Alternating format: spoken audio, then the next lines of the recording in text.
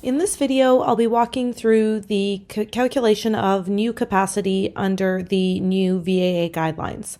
Now, to begin, I have already started by setting up a tab with all of the information and data that is provided in the simulation. So, where did I find all of this information? All right, let's start at the top.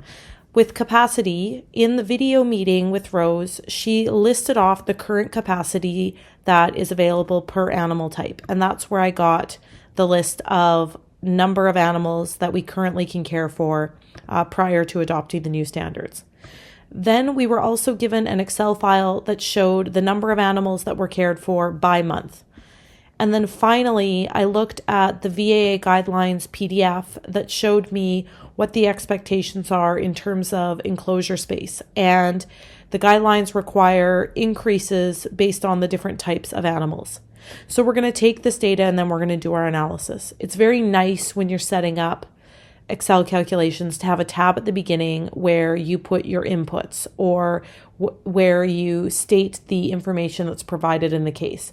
It makes it super easy for those that are reading your work and makes it really easy for markers to follow what you've done. All right, let's click into the new capacity tab. So here is where we're going to calculate the new capacity based under the new VAA guidelines. Now to do that, we're going to want to start with our current capacity.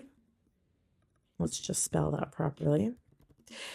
And then we're going to apply the change per the VAA guidelines.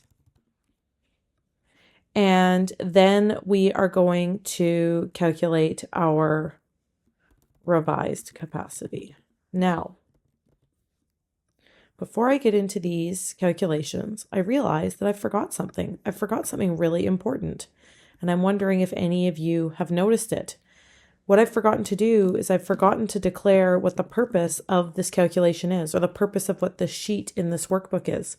We should do that for every sheet in the workbook to explain exactly what we're calculating or what we're doing. So the purpose here is to calculate revised capacity using the VAA guidelines. All right, that's all we're doing. Okay, now let's get started. I'm just going to go over and grab my animal information from our current capacity. So there we have our current capacity by animal.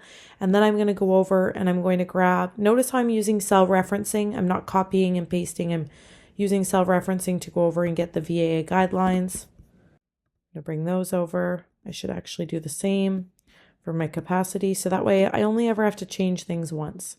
So these aren't re-entered. We've simply just referenced it over. Now we're about to make an assumption. And the assumption is that an increase in enclosure space will result in the direct decrease in capacity. If we're assuming that if there's a 20% increase in enclosure space for dogs, that would result in a 20% decrease in capacity. That's an assumption. We should always state all of our assumptions when we're preparing our analysis because our readers, they may not be making the same assumptions as us. So let's set up a section for our assumptions and let's document this first one.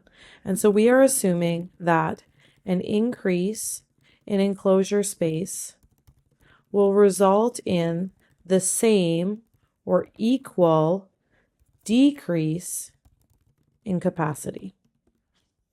All right, so let's go ahead and calculate our revised capacity.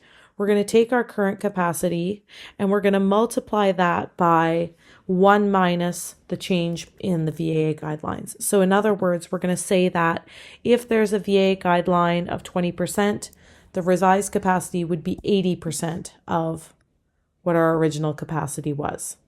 So that gives us our revised capacity, but we have a problem here. Does anybody see what the problem is?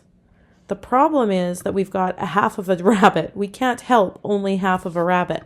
So we're going to need to round these numbers. So we're going to have rounded revised capacity. And for most of the animals, it's simply just the capacity as we calculated. But we need to determine what our capacity is going to be for rabbits. We could round up or we could round down. This is another time where you're going to need to make an assumption.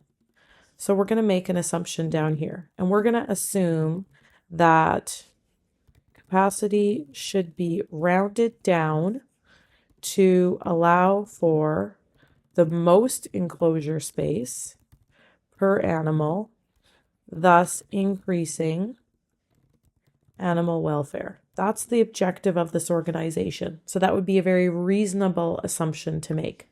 So we're going to round this guy down to 13. And this gives us a revised capacity to allow us to continue on with the calculation.